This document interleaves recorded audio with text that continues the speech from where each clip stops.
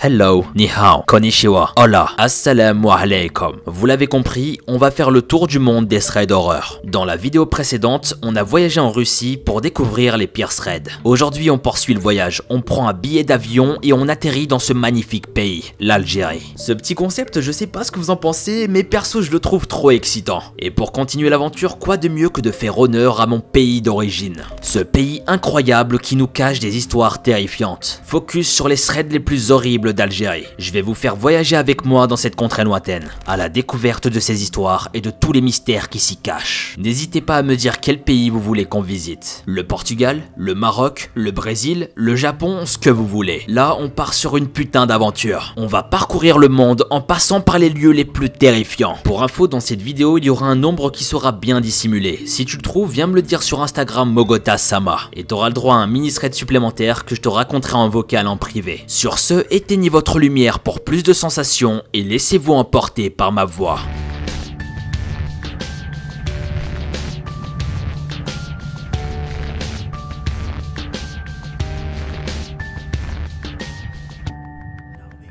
Le Sahara. Quoi de mieux que de commencer avec une histoire qui se déroulera dans le plus grand désert d'Afrique. Accrochez-vous bien et soyez attentifs dans la vidéo, car je vous le répète, un petit nombre est caché. C'est parti. Je m'appelle Hakim, et ce que je vais vous raconter m'a marqué l'esprit à jamais. Tout commence en 2011 en Algérie. Je travaillais, j'étais plutôt heureux, j'avais ma famille et une vie tranquille. Un jour, je croise un ancien ami, et on se met à discuter du passé, de la nostalgie de l'époque. C'était mon meilleur ami Nassim. Il m'a raconté que tout n'a pas été simple pour lui, et qu'il avait dû faire des choses qu'il regrettait. J'étais vraiment triste pour lui, et je lui ai proposé de partir dans le Sahara algérien, histoire de lui changer les idées. Il a même pas réfléchi une seule seconde et il a accepté ma demande. Le jour du départ, le stress commence à monter, mais c'était normal, on allait partir à l'inconnu. C'était à la fois tellement excitant et angoissant, mais on était tellement pressés de partir. On commence alors notre voyage, on avait juste un sac à dos et de quoi survivre. Les heures passent et on parcourt une grande distance, mais le soleil commence à se coucher. On était épuisés, donc on a installé notre tente en plein milieu du désert. Le paysage était magnifique et on s'est posé quelques minutes pour contempler l'horizon. Après avoir installé notre tente, je vais préparer un thé à la menthe, histoire de le savourer auprès du feu et de contempler les étoiles dans le ciel. Nassim et moi, on discute pendant plusieurs heures et il me révèle des choses troublantes qu'il a vécues dans son passé. Quelques mois en arrière, il a participé à un combat de rue pour pouvoir gagner assez d'argent pour subvenir aux besoins de sa famille. Il m'a prononcé la phrase suivante: il ne voulait pas abandonner et les organisateurs ne voulaient pas arrêter le combat.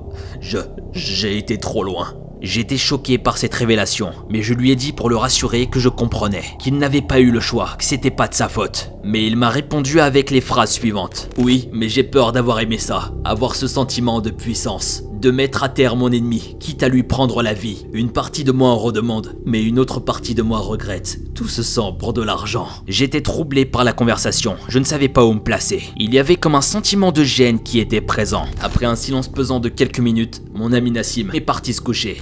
Moi, je suis resté quelques instants dehors à contempler les étoiles, et je pensais à tout ce qu'il m'avait dit. Au réveil, il faisait super chaud, une chaleur étouffante. On décide tout de même de poursuivre notre chemin à travers le désert. On arrive à une oasis et on décide d'y rester toute l'après-midi et de repartir avant la tombée de la nuit. Le vent a commencé à se lever et j'avais peur qu'une tempête de sable se lève. Mais c'était un événement assez rare, donc je me suis dit que ça allait passer. Nassim commence par réinstaller nos tentes et moi je prépare un bon thé sucré comme la veille. Sauf que cette fois au loin, on a aperçu quelque chose d'anormal, une chose qui semblait avoir une apparence humaine, une sorte de silhouette, mais c'était peu probable dans le désert. En pleine nuit, dans le froid, c'était quasi impossible de rencontrer quelqu'un. On a fixé la silhouette qui semblait se rapprocher petit à petit. Après quelques pas, elle s'est arrêtée à une dizaine de mètres. J'ai essayé de communiquer avec en le saluant. Assalamu alaikum, vous voulez vous joindre à nous? Nous avons une tasse pour vous si vous le souhaitez. Approchez, venez. Vous êtes perdu, monsieur? Aucune réponse de l'ombre à l'apparence humaine. Elle restait là, figée devant nos yeux. On pouvait juste distinguer son regard. Un regard perçant et clair. On voyait ses yeux qui étaient très lumineux dans le noir. C'était très bizarre, parce qu'en pleine nuit et d'aussi loin, il était quasiment impossible de pouvoir distinguer son regard aussi précisément. On était comme paralysés. On ne pouvait pas bouger. J'étais tétanisé. 15 minutes plus tard, la chose commençait à se retourner et à partir. Elle était en train de marcher comme elle était venue. J'ai tout de suite retourné mon visage vers Nassim et mon ami me sort la phrase suivante: c'était un djinn, j'en suis sûr. Ses yeux, son calme, sa posture, qu'est-ce que ça pourrait être d'autre? Et je lui ai répondu que je trouvais ça étrange également. Mais il y a beaucoup de Touaregs par ici, et ils ne sont pas réputés pour leur conversation. Donc je me suis dit que c'était peut-être l'un d'entre eux qui s'était égaré et qui était peu bavard. J'ai essayé de le rassurer et de me rassurer comme je le pouvais. En tout cas, c'était la solution la plus plausible. On avait des doutes, mais aucun d'entre nous n'était sûr de ce qu'il avait vu. Croyez-moi, c'était vraiment troublant. Le lendemain matin, j'ouvre les yeux et je ne trouve pas Nassim. Je me suis dit qu'il s'était peut-être réveillé plus tôt. Mais en sortant de la tente et en regardant autour, il n'y avait personne. J'ai pris peur et j'ai commencé à crier son nom. Nassim, Nassim, Alwah ya khoya, Alwah. Aucune réponse. J'ai regardé partout autour de moi, même le sol, mais il n'y avait aucune trace. C'était comme s'il s'était évaporé. C'était impossible. Comment il aurait pu disparaître? Je me suis même demandé si j'étais en train de rêver. Je me suis pincé fortement, j'étais bel et bien réveillé et mon ami avait disparu. J'ai perdu toute trace de mon ami Nassim. Et depuis ce jour-là, je n'ai plus jamais eu de nouvelles. Wow! Perdre son ami d'enfance et ne plus avoir aucun signe de vie. Cette histoire, elle est totalement badante et c'est pas la première du style que j'ai pu entendre. Sentir la présence d'un djinn, voir des choses étranges qui peuvent se produire juste devant soi, n'avoir aucune explication rationnelle, bah c'est des choses qu'on m'a déjà racontées. Mais malheureusement, la plupart du temps, la finalité est assez brutale. En Algérie, mon grand-père m'avait déjà raconté l'histoire d'un homme qui avait rencontré un djinn à l'apparence d'une femme et qui est mort suite à cette rencontre. C'était un chauffeur de taxi et cette histoire avait fait le tour du village à l'époque.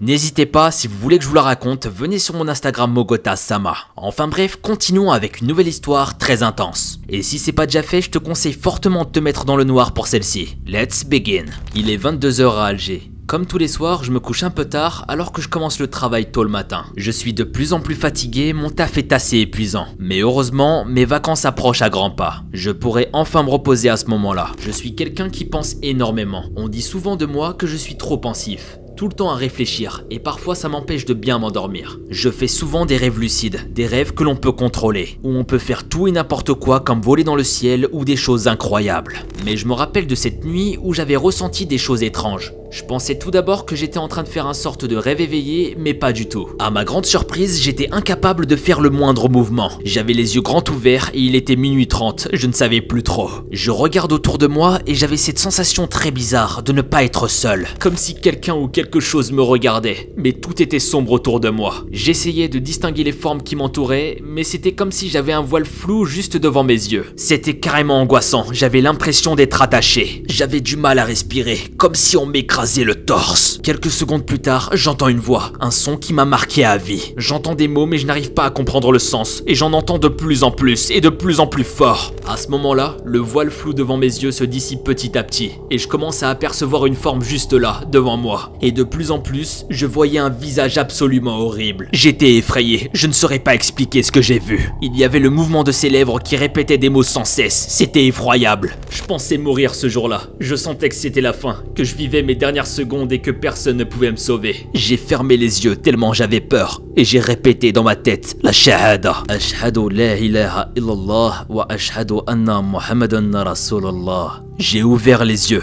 et il n'y avait plus rien. Tout avait disparu et bizarrement je pouvais bouger mes membres. J'étais en sueur et plein de terreur face à cette horrible nuit. Je me suis levé et je suis allé prier.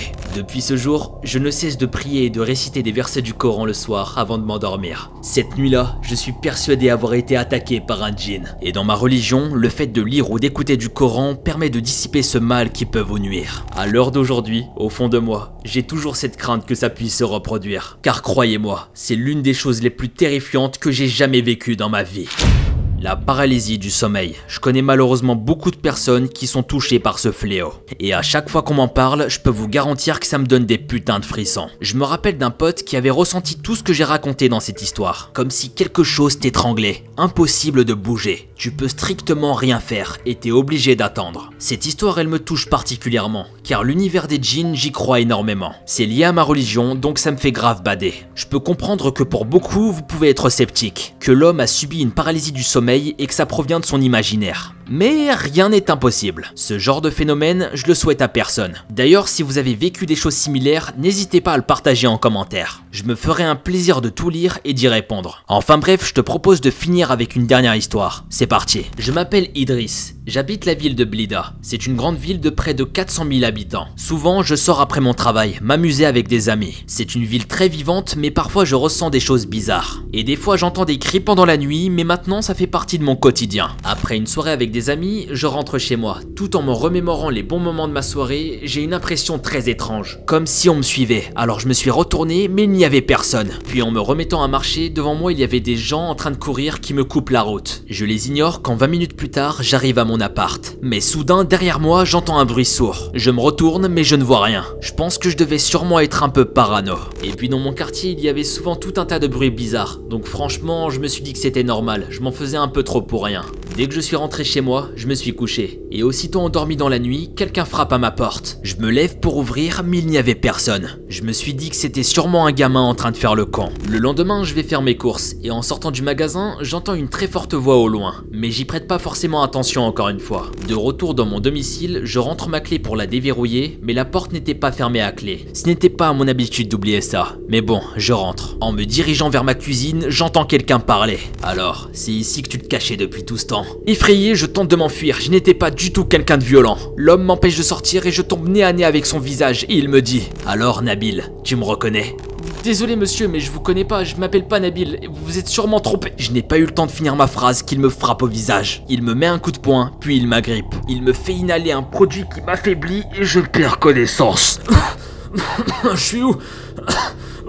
Je me réveille et ce qui m'était arrivé avant n'était ni une hallucination, ni un rêve. J'étais attaché et complètement KO. Mon ravisseur n'était pas là, donc j'ai essayé de me détacher. Je garde espoir et je commence à faire bouger mes mains. C'est douloureux, mais je dois persévérer. Mais malheureusement, j'entendais des pas qui se rapprochaient. Alors Nabil, tu es enfin réveillé? Tu sais, je suis content de t'avoir trouvé. Après tout ce que tu m'as fait. Je ne comprenais pas ce qu'il disait. Il avait l'air fou et il me prenait pour une autre personne. Monsieur, je suis désolé, mais je ne m'appelle pas Nabil. Lâchez-moi s'il vous plaît. Il me fixa avec ses yeux et je ressentais toute la colère qui était en lui. Comme si je lui avais fait quelque chose, mais c'était pas moi, j'avais rien à faire avec cette histoire. Arrête tes mensonges. Je vais te faire souffrir comme tu m'as fait souffrir. L'homme commence alors à me frapper en me mettant des coups de poing et des claques. Je commençais à saigner, mais c'était pas ça qui me faisait le plus mal. C'était les moments où il me mettait un sac plastique transparent sur la tête et qu'il m'étouffait avec jusqu'à ce que je recommence à perdre connaissance. Puis s'arrêter, recommencer, encore et encore. Les jours passent et j'avais mon plan en tête et la corde qui commençait légèrement à se détacher. Mais ce n'était toujours pas suffisant. J'ai choisi de risquer le tout pour le tout lorsqu'il est arrivé avec une pince. Il voulait me retirer mes ongles un par un. Rien que d'imaginer la douleur, je me suis évanoui. Mais il m'a réveillé avec des claques et le son résonnait dans cet entrepôt désaffecté. Pendant sa pause, je me décide et j'y mets toutes mes forces. Je fracture mon poignet et je me détache. Je me lève et je commence à courir. J'avais peur de ce qu'il me ferait s'il me rattrapait. Peu importe, j'avais plus le choix. J'étais en train de courir le plus vite possible. Je savais que ma vie en dépendait. C'était vivre ou mourir. J'ai atteint le commerce le plus proche et j'ai appelé la police. J'étais enfin sorti de cet enfer. Ma vie n'a jamais été vraiment pareille depuis ce jour. Je ne reste jamais seul. J'ai des terreurs nocturnes. Je me mets à douter de tout et tout le monde. J'ai l'impression de ne plus être moi-même. L'homme n'a jamais été retrouvé. Alors parfois, j'ai l'impression de le voir au loin. Et je ne sais pas si c'est lui. Vous savez ce qui est le plus flippant dans cette histoire, et je le dis bien souvent, c'est qu'elle aurait pu arriver à n'importe qui d'entre nous, et c'est ça qui la rend encore plus terrifiant. Je vous vois venir, vous, qui vous dites dans votre tête: ouais, mais ça m'arrivera jamais, une histoire pareille, ça peut pas m'arriver. De toute façon, dans tous les cas, si ça m'arrive, je vais m'en sortir. Le jour où ça va t'arriver, tu vas juste te taire et tu vas littéralement te pisser dessus, crois-moi. Il y a une chose dont vous pouvez être sûr, c'est que des psychopathes, il y en a partout autour de nous. Donc restez bien attentifs. Peu importe votre pays, votre ville, vos voisins, vos amis, votre famille, il pourrait être très bien juste devant vous. Et ça, malheureusement, quand vous le saurez, il sera probablement trop tard. Enfin bref, c'était les pires threads d'Algérie. Autant vous dire que cette vidéo, j'ai pris énormément de plaisir à la réaliser. Si t'es encore là en train de m'écouter, c'est que tu fais vraiment partie de la famille. Pour que je sache qui sont mes plus fidèles abonnés, envoie-moi Algérie sur mon Instagram Mogota Sama. Je te répondrai direct après ça et on pourra discuter en mode chill. Sur ce, prenez soin de votre famille et quant à nous, on se retrouve très vite pour une nouvelle vidéo. C'était Mogota, peace!